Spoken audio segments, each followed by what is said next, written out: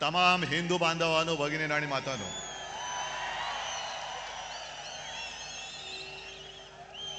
आपल्या परंपरेप्रमाणे सर्वांना दसऱ्याच्या पहिल्या प्रथम मी शुभेच्छा देतो. विजयादशमीच्या शुभेच्छा. आणि किती वेळा मी बोलायचं की अशी जीवाला जीव देणारी माणसं हेच खरं आयुष्यामधलं सोनं असतं. आणि म्हणूनच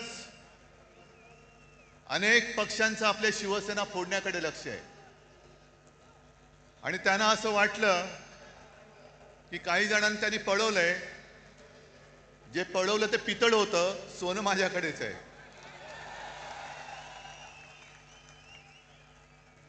आता घरून येताना मी आजूबाजूला पाहत होतो, वाघाचं कातडं पांघरलेल्या लांडग्याची गोष्ट आपल्याला माहिती आहे, पण बाळासाहेबांची भगवी शाल पांघरणाऱ्या गाढवाचं चित्र मी आज पहिल्यांदा पाहिलं. गाढवावरती किती शाली टाका, गाढव ते गाढवच. आणि जसं आता संजय राऊत यांनी उल्लेख केला,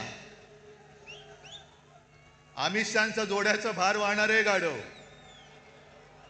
जाऊ द्या, त्यांना जोडे लाख लाभोत. जनता पण मारणारे एक दिवस, तो दिवस पण काही लांब नाहीये. आज मुद्दामून ही सभा हा मेळावा अनेक जण सांगत होते की कसा घेणार. म्हटलं जसा नेहमी घेतो तसाच घेणार. आणि आजपर्यंत जेवढा जसा मोठा मेळावा झालाय त्याहीपेक्षा मोठा मेळावा आज होणार. मला माहिती आहे सगळीकडे चिखल झालेला आहे. याचं कारण कमळाबाई. आता तुम्ही म्हणाल पावसाचा आणि कमळाबाईचा काय संबंध. पण कमळाबाईच्या कारभाराने कमळाबाईंनी स्वतःची कमळं फुलवून घेतलेत, पण जनतेच्या आयुष्याचा चिखल करून टाकलेला आहे. आणि अंबादास, तुम्ही शेतकऱ्यांचा विषय पूर्ण मांडलात. जी हालत शेतकऱ्यांची झाले त्याची थोडीशी चुणूक आपल्याला येईल या पावसात भिजताना आणि चिखलात बसल्यावरती. घरादाराचं संपूर्णपणे चिखल झालेलं आहे त्यांच्या. शेतकऱ्याची शेतजमीन तर वाहून गेलीच, पण घरादारामध्ये सुद्धा चिखल घुसलेला आहे. राहायचं कुठे. शेतकरी जो आपल्याला अन्नधान्य देतो, 2 घास देतो, तो शेतकरी आज विचारतोय की आम्ही खायचं काय. ही अशी परिस्थिती यापूर्वी कधी आलेली नव्हती. हे एवढं मोठं संकट. आजपर्यंत मराठवाडा हा अवर्षणग्रस्त होता, आता तिकडे अतिवृष्टी झालेली आहे. अतिवृष्टी म्हणजे आपत्तीग्रस्त. आणि मी तुम्हाला सगळ्यांना आवाहन करतोय, सर्व शिवसैनिकांना आवाहन करतोय, हे संकट फार मोठं आहे. जसं लिंबाळा गावला भूकंप झाला होता आणि शिवसेनेने एक गाव आपण दत्तक घेतलं होतं. राऊते साहेब तुम्ही होतात, खैरे साहेब होते. आपण अर्थात आपल्याकडे सरकार नाहीये, पण जी काही करता येईल ती फुलाची पाकळी ही मराठवाड्याच्या शेतकऱ्यासाठी आणि उद्ध्वस्त झालेल्या नागरिकांसाठी देऊ. अगदी मोठी बाग जरी नाही तरी काही जणांच्या आयुष्यात एखादं फुल जरी आपण फुलवू शकलो तरी मी म्हणेन आपल्या आयुष्याचं सार्थक झालं. हे करायला पाहिजे. कारण आजचे जे मुख्यमंत्री आहेत, मी काल मुद्दामून प्रेस कॉन्फरन्स घेतली. माणसं कशी बदलतात बघा. आपलं राज्य होतं तेव्हा हेच बोंबलत फिरत होते, ओला दुष्काळ जाहीर करा. आणि आता ते मुख्यमंत्री झाल्यानंतर बोलतायत की ओला दुष्काळी संज्ञाच नाहीये. नसेल, पण जनता संकटात आहे. खड्ड्यात घाला तुमच्या संज्ञा, पण त्यांना पहिले मदत द्या. मी कालही बोललोय, आधीही बोललोय, आजही परत बोलतोय की सगळे निकष बाजूला ठेवा आणि ज्यांचं नुकसान झाले त्या शेतकऱ्यांना हेक्टरी 50,000 रुपये मदत ही केलीच पाहिजे. ज्याप्रमाणे आपलं सरकार होतं तेव्हा मी कोणीही न मागता, कोणताही निकष न लावता शेतकऱ्यांची कर्जमुक्ती केली होती. काय निकष होते तेव्हा. पण माझं कर्तव्य म्हणून मी ते केलं होतं आणि निवडणुकीच्या तोंडावरती नाही तर एकमेव माझं अधिवेशन जे झालं होतं मुख्यमंत्री म्हणून नागपूरला, त्या पहिल्या नागपूरच्या अधिवेशनात मी कर्जमुक्ती जाहीर केली आणि कालबद्ध स्वरूपात ती पूर्ण करून दाखवली होती. तशी तुम्ही कर्जमुक्ती करा. अजून यांची 2017 साली जाहीर केलेली कर्जमुक्ती अजून होते, अजून शेतकरी प्रतीक्षेत आहेत, लाभ कधी मिळणार ते पण गेलं पाण्यात सोडून. पण 2017 ची कर्जमुक्ती अजून होत नाहीये आणि आपण कर्जमुक्त केलं होतं शेतकऱ्याला. दरम्यान कोरोनाचं संकट आलं आणि एक गोष्ट थोडीशी राहिली होती ज्याची सुरुवात केली होती की जो नियमित कर्ज परतफेड करतो त्याला 50,000 रुपये प्रोत्साहनपर राशी म्हणून आपण त्याला द्यायला सुरुवात केली होती. आपण सुरुवात केली आणि या गद्दारांनी त्यांच्या राशी पळवल्या आणि निघून गेले सुरत गुवाहाटीला, म्हणून ते अर्धवट राहिलं. पण आज आपला हा दसरा मेळावा होतोय, आणखीन 2-4 दसरा मेळावे झालेत. बाकीच्यांबद्दल मला काही बोलायचं नाहीये, पण विशेषतः संघाचा जो दसरा मेळावा झाला त्या संघाच्या दसरा मेळाव्याबद्दल मी जरूर बोलणार आहे. कारण 100 वर्ष ही काही थोडी थोडीची वर्ष नाहीये.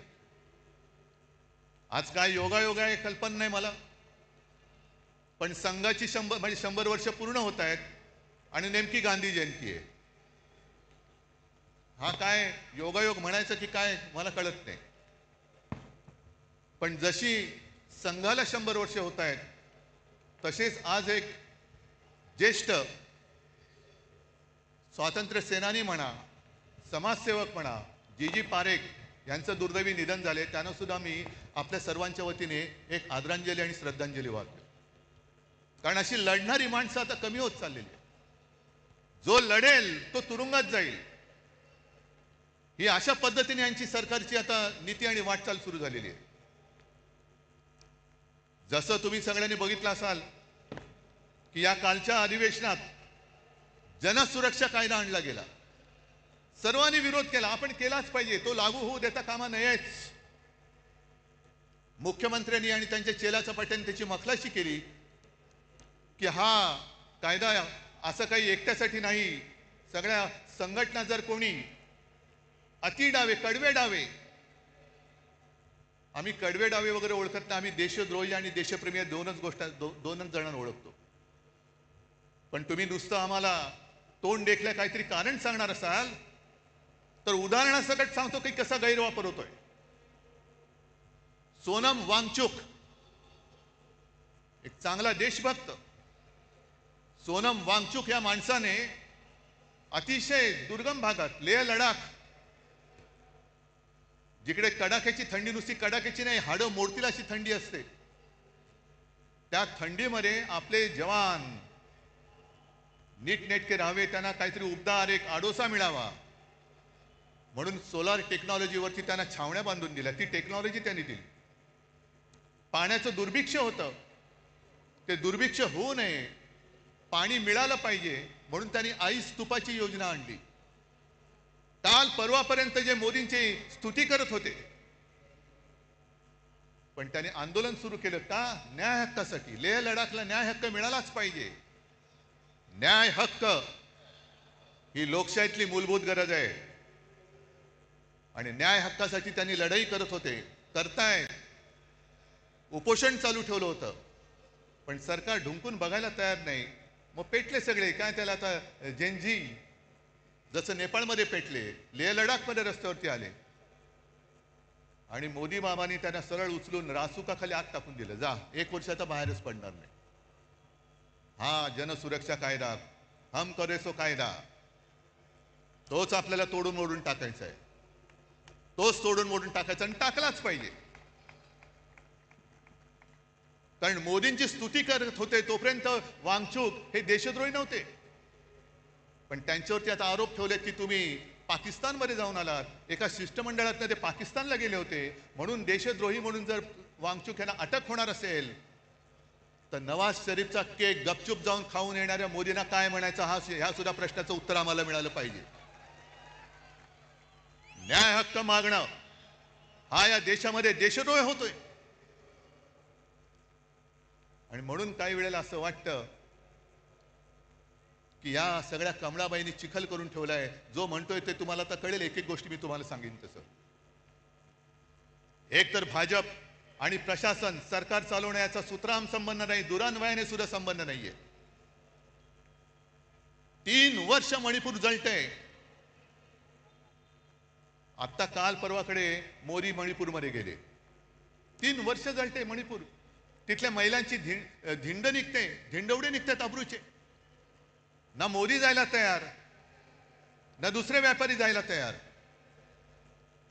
पण एवढं करून मोदी गेले. आम्हाला असं वाटलं की मोदी काहीतरी तोडगा काढतील, ज्यांच्यावरती अत्याचार झाले त्यांना काहीतरी सांत्वन करतील. पण गेल्यानंतर त्यांचं भाषण आलं होतं. हसायचं की रडायचं. मणिपूरमध्ये गेल्यानंतर मोदीजीने भाषण केलं, मणिपूर के नाम में ही मणी है. ते तिकडे जाऊन कशाला बघायला पाहिजे? आम्हाला इथेही कळतं. म्हणून मराठी सक्तीची पाहिजे. मणिपूरमध्ये जाऊन तुम्हाला मणिपूरमधला मणी दिसला, पण मणिपूरच्या जनतेच्या डोळ्यातलं पाणी नाही दिसलं. तिथली जनता रडते, तिथली जनता आक्रोश करते. पण आमचे पंतप्रधान तिकडे जाऊन मणिपूर के नाम में ही मणी आहे.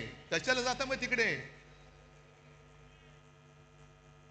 ही जी यांची सगळी जी वृत्ती आहे, मला असं वाटतं काही वेळेला विचार केल्यानंतर की भाजप म्हणजे आता अमिबा झालेला आहे. अमिबा म्हणजे तो एक पेशीय प्राणी असतो, काय जीव असतो, तो सगळ्यांना शाळेमध्ये होता.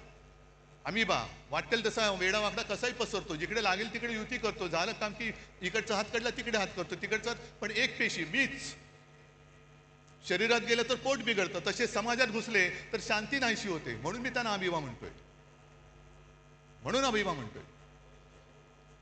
आणि आमचे जे मुख्यमंत्री आहेत, हे मुख्यमंत्री आम्हाला शिकवत आहेत. म्हणून मी बातमी घेऊन आलोय. इंडिया टुडेने सर्वे केलाय, तुमच्यापर्यंत आलाय.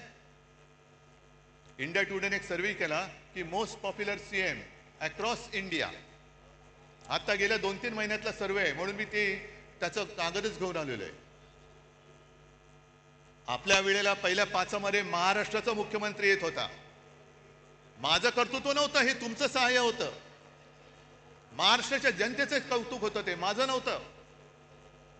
पण आज जो हा सर्वे झालेला आहे, आलेला आहे, त्याच्यामध्ये सगळ्यात पॉप्युलर उत्तर प्रदेशचे मुख्यमंत्री योगी, नंबर 1, 2 ममता, 3 चंद्रबाबू, 4 नितीश कुमार, त्याच्यानंतर स्टॅलिन, नंतर काय ते पिनारवी विजयन, मग रेवंत रेड्डी, मोहन यादव, हेमंता बिश्वकर्मा शर्मा आणि 10व्या ह्याच्यावरती आमचे मुख्यमंत्री देवेंद्र फडणवीस.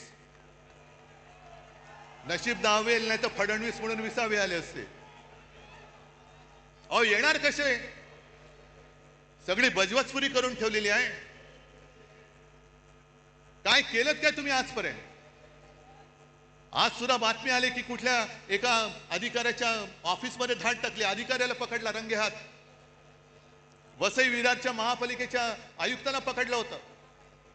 अधिकारी पकडले जात आहेत, पण मंत्री राजरोस बॅगा उघड्या टाकून खोलीमध्ये बिनधास्त बसलेले आहेत. त्यांना यांना हात लावायची हिंमत होत नाहीये. मंत्र्यांच्या नावाने दारूचे परवाने दिले जात आहेत. आईच्या नावाने, पत्नीच्या नावाने डान्स बार काढले जात आहेत. पुरावे सादर केले, विधिमंडळात सादर केले, तरी सुद्धा देवेंद्र फडणवीस त्या मंत्र्यांना समज देऊन सोडून देत आहेत. हे बरं नाही, पुढच्या वेळेला पुरावा दिसता कामा नये. हे तुमचं राज्य, हा तुमचा कारभार. आणि म्हणून मला RSS मोहन भागवत यांना विचारायचे काही प्रश्न. हे मी प्रश्न लिहून आणलेले, पण आता याचे कागद ओले झालेत आहेत तरी. कारण आता निवडणुका येत आहेत. मुंबई महापालिकेची निवडणूक आहे. निवडणूक तुम्ही लावाच, जनता वाटच बघते. आज येताना सुद्धा मुंबईच्या रस्त्याची झालेली चाळण हे सगळेजण बघतायत. अख्खी मुंबई भोगते. जरा कुठे पाऊस झाल्यानंतर तुंबणारी मुंबई, तुम्ही ते मेट्रो आणि मोनो चालू ठेवण्याच्या ऐवजी मुंबईमध्ये आता बोट सेवा सुरू करा. मेट्रोचं स्टेशन तुंबतंय, मोनोरेल लटकते, खड्डे पडतायत, ट्रॅफिक वाढतोय आणि हे आपले महापालिकेत भाजपचा महापौर झालाच पाहिजे म्हणून बोंबलून हे पुन्हा दिल्लीला जातात अमित शहा. आणि मग जसजशा निवडणुका जवळ येत आहेत तसतसे आता भाजपवाले यांना दुसरा उद्योग नाही, हे पुन्हा हिंदू मुस्लिम करायला लागलेले आहेत. असतील इकडे सुद्धा मुसलमान आले असतील, येऊ द्यात. कारण शिवसेना प्रमुखांनी सांगितलेलं आहे या देशामध्ये धर्म कोणताही असू शकतो, आम्ही हिंदू आहोत. कोणी मुसलमान आहेत, कोणी ख्रिश्चन आहेत. धर्म कोणाचा कोणताही असला तरी राष्ट्र धर्म हा एकच असला पाहिजे, तो म्हणजे आपला हिंदुस्थान. धर्म आपल्या घरामध्ये ठेवा, पण घराच्या बाहेर जेव्हा आम्ही पडतो तेव्हा आमचा देश हाच माझा धर्म, ही शिवसेना प्रमुखांची शिकवण आहे. आणि तुमचं काय हिंदुत्व? म्हणून मला मोहन भागवतांना विचारायचंय, आणि जे भाजपवाले आमच्या अंगावरती येत आहेत की ह्यानी मुंबई जिंकले तर खान महापौर होईल. अरे तुम्ही मुंबई जिंकू शकत नाही तर त्या अदानीच्या चरणावरती मुंबई तुम्ही समर्पयामी करून देऊन टाकाल. जानवं घालाल, शेंडी ठेवाल आणि अदानी नाम समर्पयामी. ही काय व्यापारी म्हणून तुम्ही इकडे मुंबईकडे बघताय, आम्ही आमचा जीव म्हणून मुंबईकडे बघतो आहोत. आणि आम्हाला जर का हिंदुत्व शिकवण्याचा प्रयत्न करत असाल तर पहिला आम्ही भाजपला परत सांगतो, तुमच्या फडक्यावरचा हिरवा रंग काढून टाका आणि मग आमच्याशी हिंदुत्वाच्या गप्पा करा. पहिलं ते तुमचं फडकं आहे, फडकच आहे, तो भगवा असूच शकत नाही. कारण भगवा हा शिवसेनेच्या हातामध्ये आहे, शिवसैनिकाच्या हातामध्ये आहे. तुमच्या फडक्यावरचा हिरवा काढा आणि मग आमच्या अंगावरती या. आणि मग 100 वर्ष झाल्यानंतर मोहन भागवतांना मी सांगतोय की भागवत साहेब, हे तुमचे चेले चपाटी आहोत. 100 वर्ष झाल्यानंतर तुम्हाला समाधान आहे का की ज्या कामासाठी 100 वर्ष संघाने मेहनत केली आणि त्या मेहनतीला आज लागलेली ही विषारी फळं, ही फळं बघितल्यानंतर तुमचं समाधान होतंय का? तुम्हाला आनंद मिळतोय का की याजसाठी केला होता अट्टहास, ही विचारी सगळी फळं त्या झाडाला लागलेत? आणि मला असं वाटतं की कदाचित भागवत साहेबांना सांगता येत नसेल, पण RSSचा हेतू ब्रह्मदेवाचा बाप होण्याचा असेल.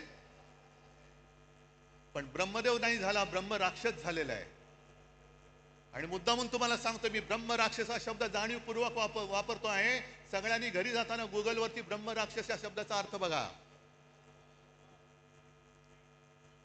आमच्या अंगावरती हिंदुत्व म्हणून येताना मोहन भागवतांनी जे सांगितले, गेले काही वर्षातली त्यांची वाक्य आहेत.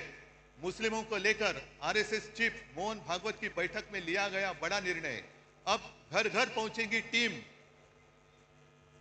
RSS प्रमुख मोहन भागवत ने दिल्ली में मुस्लिम धर्मगुरुओं के साथ बैठक की, जिसका उद्देश्य हिंदू और मुसलमानों के बीच की दूरी को कम करना है. पिछले 3 वर्षों से भागवत इस दिशा में सक्रिय है, मदरसों का दौरा कर रहे हैं और मुस्लिम नेताओं से मिल रहे हैं. हे जे बेंबीच्या देठापासून ओरडणारे भाजपडे आहेत त्यांना विचारतोय, मोहन भागवतांनी हिंदुत्व सोडले बोलण्याची हिंमत आहे का तुमची? आहे हिंमत? आणि हे एवढ्यापुरतं थांबलेलं नाहीये.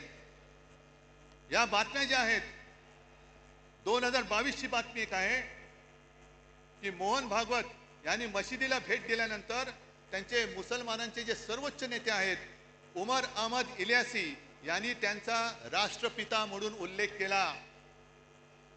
हिंदुस्थान मधल्या मुसलमानांच्या सर्वोच्च नेत्याने मोहन भागवतांचा राष्ट्रपिता म्हणून उल्लेख केला. जा भाजपड्यांना विचारा त्यांना जाऊन की हिंदुस्थानचे राष्ट्रपिता म्हणालेत का पाकिस्तानचे राष्ट्रपिता त्यांना म्हणालेत? आमच्या अंगावरती येतं. अरे तुम्हाला लाज लज्जा शरम काय आहे की नाही? एक तर काहीतरी ठरवा. आम्ही जे बोललो ते एवढ्यासाठी बोललो ना, आकार ना उकार ना ध्येय ना धोरण, कसाही वावरतोय, कसाही वाढतोय, कसाही पसरतोय.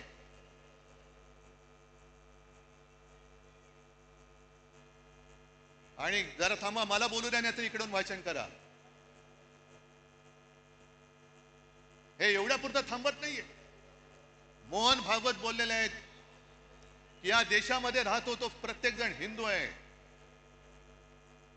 मग हे तुमचे जे केले चपाटे करतायत हिंदू मुस्लिम, आम्ही जे सांगतोय परत मी त्याच्यावर ठाम आहे की हा देश जो स्वतःचा मानतो तो आमचा आहे. त्या सोफिया कुरेशी ज्यांना हे भाजपवाले पाकिस्तानांची आणि अतिरेक्यांची बहीण बोलले होते, ती सोफिया कुरेशी आमची सगळ्यांची बहीण आहे. हे आमचं हिंदुत्व आहे. पण काहीतरी एक दिशा ठरवा, काहीतरी एक कुठे जायचं ते ठरवा. कारण एका बाजूला तुम्ही सोफिया कुरेशीला पाकिस्तानांची बहीण म्हणताय, अतिरेक्यांची बहीण म्हणताय, दुसऱ्या बाजूला बिल्किश बानोवरती अत्याचार करणाऱ्यांचे तुम्ही स्वागत करून मिरवणूक काढताय. आणि त्याच वेळेला मोदी सांगतायत की मुस्लिम महिलांकडनं रक्षाबंधन करून घ्या. एका बाजूला बटेंगे तो कटेंगे म्हणायचं आणि दुसऱ्या बाजूला मोदी सांगतात की लहानपणी त्यांच्या आजूबाजूला मुस्लिम लोकांची सगळी वस्ती होती, त्यांच्या घरी ईदच्या वेळेला जेवण सुद्धा मुस्लिम घरातून यायचं. काय नेमकं तुम्ही देशप्रेमी तरी आहात का? नक्की तुम्ही हिंदू तरी आहात का? जा स्वतःच तपासून घ्या. हिंदू म्हणून काय असतं ते आहे की नाही नीट बघून या. आणि देशप्रेम तुम्ही आम्हाला शिकवताय. काल परवाकडे झालेली जी क्रिकेट मॅच एशिया कप, तो जिंकल्यानंतर जो माणूस क्रिकेटची तुलना युद्धाबरोबर करतो तो माणूस बेशरम आहे. क्रिकेट आणि पाकिस्तान बरोबर कशाला थोतांड केली तुम्ही? ऑपरेशन सिंदूर तुम्हीच आम्हाला सांगितलं ना की पेहलगाम मध्ये धर्म बघून, धर्म विचारून गोळ्या घातल्या. हिंदू आहे घाल गोळी, हिंदू आहे घाल गोळी. एक तर तुमचं सरकार तिकडे 10 वर्ष बसले, तुमच्या देशामध्ये हिंदू सुरक्षित नाहीये. या देशामध्ये हिंदू धर्म विचारून गोळ्या घालणाऱ्या अतिरेक्यांच्या देशाबरोबर तुम्ही क्रिकेट खेळता. म्हणजे बाप देशप्रेमाचं नाटक करतो, ढोंग करतो आणि पोरगा क्रिकेट खेळतो. ही तुमची घराणेशाही. एका बाजूला तुमची नाचलेली कुजलेली सडकी ढोंगी घराणेशाही आणि दुसऱ्या बाजूला आमच्या ठाकरेंची घराण्याची परंपरा, ठाकरेंची घराणेशाही, ज्याचा मला अभिमान आहे. कशाला घराणेशाही बद्दल बोलता? आणि म्हणूनच तुम्ही किती जरी प्रयत्न केले तरी ही तुफान गर्दी, पाऊस पडतोय. आम्ही खुर्च्या बुडाखाली घेऊन बसणारी माणसं नाहीयेत. इकडे तर बघा, खुर्ची असली काय नसली काय, खुर्ची आम्ही घेतो डोक्यावरती.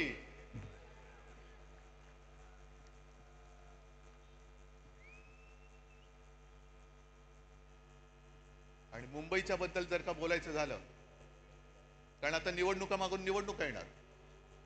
काल परवाकडे जेव्हा मी शेतकऱ्यांच्या दौऱ्यावरती गेलो होतो, पाहणी त्यांच्याशी बोलत होतो, शेतकरी उद्विग्न आहे, रडतोय. आणि काही जण मला येऊन बोलत होते की साहेब, तुमच्या काळात तुम्ही केलेली कर्जमुक्ती तशी आम्हाला पाहिजे, तुम्ही आम्हाला परत हवे आहात. म्हटलं आता दादा त्याच्यामध्ये जाऊ नकोस, पहिलं तुला संकटातून बाहेर काढावं लागेल. पण एक वाक्य बोलताना तो बोलून गेला, ते फार महत्वाचं आहे. म्हणून मी जी काल मागणी केली लाडक्या बहिणीबाबत, ती त्याच्यासाठी केलेली आहे. निवडणूक आल्यानंतर महिलांच्या अकाउंटमध्ये 1,500 रुपये टाकले गेले. आणि ही गोष्ट काही प्रमाणात आपण मान्य केली पाहिजे की महिला थोड्याशा नाही म्हटलं तरी जिकडे खायला अन्न नाही तिकडे 1,500 रुपये मिळत असतील आणि घरापुरते 1-2 रात्री मुलाबाळांना काहीतरी खाऊ देऊ शकत असेल तर महिला थोड्याशा नाही म्हटलं तरी अरे हे बरं चाललंय. पण तो शेतकरी बोलला की साहेब, ही भाजपची औलाद आहे ना, ही आता पगारी मतदार तयार करते, पगारी मतदार. आपल्याला महाराष्ट्राने ठरवायचंय की आपण भाजपचे पगारी मतदार होणार की स्वाभिमानी मतदार व्हायचंय, हे आता तमाम महिलांनी ठरवायचंय. कारण पंतप्रधान तिकडे बसलेत. आज माझी अशी अपेक्षा होती की सर्व कामं रद्द करून 1 फुल आणि 2 हाफ जे आपल्याकडे आहेत, मुख्यमंत्री आणि 2 उपमुख्यमंत्री, ते तिकडे दिल्लीत जाऊन बसायला पाहिजे होते की माझा महाराष्ट्र आज बुडतोय, अतिवृष्टीमध्ये भिजून चाललंय, जीवन उद्ध्वस्त झालेलं आहे. सगळे निकष बाजूला ठेवून केंद्राकडनं आम्हाला भरघोस मदत द्या, 10,000, 20,000, 25,000 कोटी रुपये आम्हाला द्या. पण पंतप्रधानांना प्रस्ताव पाहिजे. देवेंद्र फडणवीसांचा अभ्यास सुरू आहे. अभ्यास होईपर्यंत त्यांना माहिती आहे की लोक विसरून जातात. जरा थोडंसं काहीतरी हातावर टिकवलं की निवडणुका आपण पार पाडू, मग काय बसले बोंबलत. बिहारमध्ये निवडणुकांच्या तोंडावरती पंतप्रधान तिथल्या महिलांच्या अकाउंटमध्ये 10,000 रुपये त्यांनी टाकलेत. जवळपास किती? 10,000 कोटी रुपये. 10,000 कोटी काय प्रस्ताव आला होता बिहारमधून? तिकडे निवडणुका असल्यानंतर प्रस्तावाची गरज नाही. तुम्हाला मतं विकत घेण्यासाठी तुमच्याकडे पैसे आहेत, पण उद्ध्वस्त झालेल्या महाराष्ट्रासाठी द्यायला तुमच्याकडे पैसे नाहीत. हा माझा जाहीर आरोप आहे. गेल्या निवडणुकीत सुद्धा मोदी तिकडे गेले होते आणि लिलाव केला. बिहार के लिए मैं पैकेज देना चाहता हूं, कितना दे दूं? 50,000 दे दूं कि 70,000? 70,000 दे दूं कि 90,000? आणि करत करत करत 1.25 लाख कोटी रुपये त्यांनी तिकडे जाहीर करून टाकले होते. 1.25 लाख कोटी मिळाले की नाही मिळाले बिहारच्या जनतेला माहिती. म्हणजे तुमच्याकडे पैसे आहेत, पण तुम्हाला तुम्ही महाराष्ट्रावरती अन्याय करताय. अन्याय तुमच्या मनामध्ये आहे. महाराष्ट्रावरती सूड घ्यायचंय तुम्हाला. हे जे राजकारण चाललेलं आहे, म्हणून मी जे काय म्हटलं की भाजप आणि सरकार यांचा सुतराम संबंध नाहीये. सुतराम संबंध नाहीये. याला प्रत्येक गोष्टीमध्ये महोत्सव साजरे करायचे. बचत महोत्सव, बचतोत्सव. जीएसटी कमी केला, लावला कोणी होता? नेहरूने लावला होता. नेहरूने लावला होता का जीएसटी? मग गेले 8 वर्ष तुम्ही लुटलात संपूर्ण देशाला. 125 लाख कोटी रुपये तुम्ही तिकडे खिशात घालून बसलात. म्हणजे मला तो राजेश खन्नाचा पिक्चर आठवला. कुठला तो आज का एमएलए का काहीतरी पिक्चर आहे. त्याच्याकडे काही हॉटेलवाले येतात आणि सांगतात की अमुक एका पदार्थाची किंमत वाढवायची. ते सगळे म्हणतात अहो किंमत वाढवली तर लोक बोंबलतील. तुले कितना चाहते हो? नहीं दुगना करना चाहता हूं. नहीं ठीक है आप तिगना कर दो, तिप्पट करा. सगळे आजूबाजू सांगतात हो तिप्पट काय लोक रस्त्यावरती उतरतील. आपण राजेश खन्ना मुख्यमंत्री असतो सांगू उतरने दो. लोग रस्ते पे उतरेंगे, आंदोलन करेंगे, तोडफोड होईल. मग लोक माझ्याकडे येतील. मग मी हॉटेलवाल्यांना बोलवीन आणि त्यांना सांगेन तिप्पट नाही तुम्ही दुप्पट करा. त्यांचंही काम झालं आणि आपलंही काम झालं. या पद्धतीने तुम्ही सरकार चालवताय. आणि मुंबई महापालिकेची निवडणूक जी मी बोलत होतो ती होऊनच द्या. मुंबई महापालिका सुद्धा यांनी कशी गहाण टाकलेली आहे. एक तर तुमचा ज्याच्याशी संबंध नाही ती सगळी कामं स्वतःवरती त्याचं श्रेय घेत आहे. बीडीडी चाळ आम्ही केली. कुठे केली? बीडीडी चाळीचं भूमिपूजन मी केलं होतं. सोबत शरद पवार होते आणि आदित्यनी तिथे आणि त्याच्याबरोबर जितेंद्र आव्हाडांनी मेहनत केलेली आहे. मुंबईचा कोस्टल रोड आम्ही केला. अरे लोक माहिती आहे ना लोकांना स्वप्न कोणाचं आणि पूर्ण कोणी केलं. आणि आज सुरतानी एक गोष्ट केली जी गोष्ट आदित्य इतके वर्ष बोलत होता की मुंबई हे न झोपणारं शहर आहे. दिवसा जे ऑफिसमध्ये जातात त्यांना दिवसा जेवणाची आणि खाण्याची पिण्याची म्हणजे पाणी पिण्याची नाही सोय असते, तर रात्री काम करणाऱ्यांना ती का असू नये. तेव्हा भाजपवाल्यांनी जो काय नंगा नाच केला होता. संस्कृती नाईट लाईफ नाईट लाईफ. अहो नाईट लाईफ म्हणजे तुम्ही मकावला जाऊन नाईट लाईफ वाले तसं नाईट लाईफ नाही. कळलं ना? हा हे मकावला जाऊन यांचं नाईट लाईफ फुलणार आणि आम्हाला इकडे शिकवणार साधन सुचिता. आज जे आपण बोलत होतो तेच त्यांनी केले. रात्री सुद्धा आम्ही पब आणि बारची मागणी करतच नव्हतो. उलटा आमचं म्हणणं आहे बार रद्दच करा. जे तुमचे मंत्री चालवत आहेत त्यांना पहिल्या मंत्रिमंडळातून काढा ही आमची मागणी आहे. पण सगळं श्रेय आपल्याकडे घ्यायचं आणि दुसरं तुमच्याकडे द्यायची. मुंबई महापालिका सुद्धा आज जवळपास 2.25 लाख कोटीच्या तुटीमध्ये आणि खड्ड्यामध्ये टाकलेली आहे.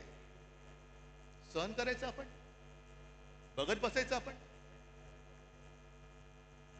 आणि निवडणूक घेऊ शकतील असं मला वाटत नाही, कारण लोकप्रतिनिधी ज्या दिवशी सभागृहात जातील त्या दिवशी आम्ही यांनी 3 वर्षात खाल्लेली सगळी मुंबईची तिजोरी ही जनतेसमोर येईल. आम्ही आणणार व्हाईट पेपर पहिला काढणार, त्याच्यावरती व्हाईट पेपर काढणार आहे. बोलण्यासारख्या बऱ्याच गोष्टी आहेत, मला हरकत नाहीये, पण तुम्ही तरी किती वेळ भिजणार?